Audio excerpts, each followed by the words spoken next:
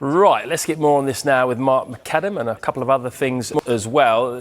The main question most of my mates are asking me right now is how can Liverpool afford to sign Alexander Isak? Can you explain it to them and to everyone else watching, please? Well, we'll try and make it quite simple for people at home because it can be quite confusing the way PSR operates within the Premier League. You've seen clubs like Everton and Nottingham Forest suffer with points deductions because they haven't basically abided by the rules. And people are going, well, how come a club like Liverpool going to spend huge sums of cash and still fall within the rules?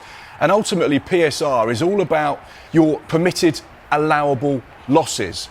So for a side like Liverpool, who turn over £614 million in their last set of accounts, they can afford to spend a lot more than a club like Newcastle, who turned over £320 million in their last set of accounts. Look at this. This is the net spend on transfers since 2021-2022. This includes the last 9 transfer windows. So it is a lot of spending over the last few years in the Premier League. And you can see Chelsea right out in front with 852 million. But they're, again, a side that generate a lot of commercial income.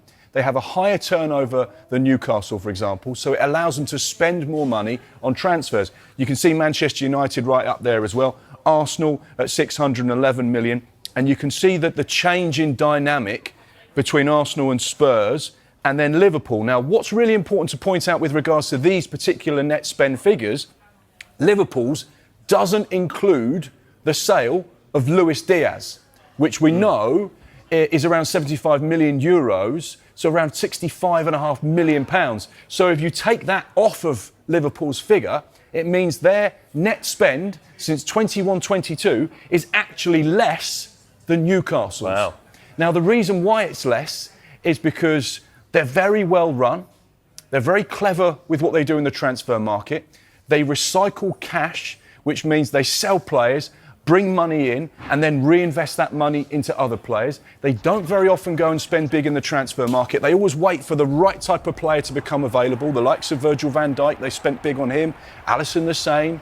And then, of course, in this window, they've identified players that they feel they can make a big investment on that are going to have a massive effect on their starting 11 and their squad. For example, Luis Diaz was a player they signed in January, a number of years ago. They paid £37.5 million for him with some add-ons. They've just sold him for 66 million. So therefore, they've sold a 28-year-old, made a huge profit on him. And of course, that looks good when you look at the accountancy and the PSR calculations. So yeah, so it's really positive stuff as far as Liverpool are concerned. And you can see that whilst they are spending a lot of money, they're also bringing in a lot of money. And you just have to look at this summer. Luis Diaz, 65, 66. Trent Alexander-Arnold, 10 million. Jarell Quansah, 35 million. Nat Phillips, 2.5 million. So already, whilst they may have spent 300 million, which is the top end, and including all of the add-ons, at the minute, their actual outlay this summer is probably about £150 million. Yeah. Incredible stuff. You can see one of those players, Luis Diaz, arriving in Munich. He left Tokyo last night. He arrived in Munich. He's completed his medical now before he officially gets confirmed as a Bayern Munich player. We know that his first training session for Bayern Munich is going to be on Thursday morning. He'll get officially confirmed Thursday afternoon, where he'll meet the media for the first time and go through that very first press conference. So yeah, Luis Diaz leaving Liverpool, but once again, it represents huge profit for them. Really sensible, clever, astute business. They're very well run. And right now, the fans and the sporting director, Richard Hughes and Michael Edwards, are seeing the fruits of all of that careful spending over the last few years. It's enabling them now to go and strengthen that Arne Slot squad and do it in some style. Yeah, and that's worrying for the rest of the Premier League, isn't it?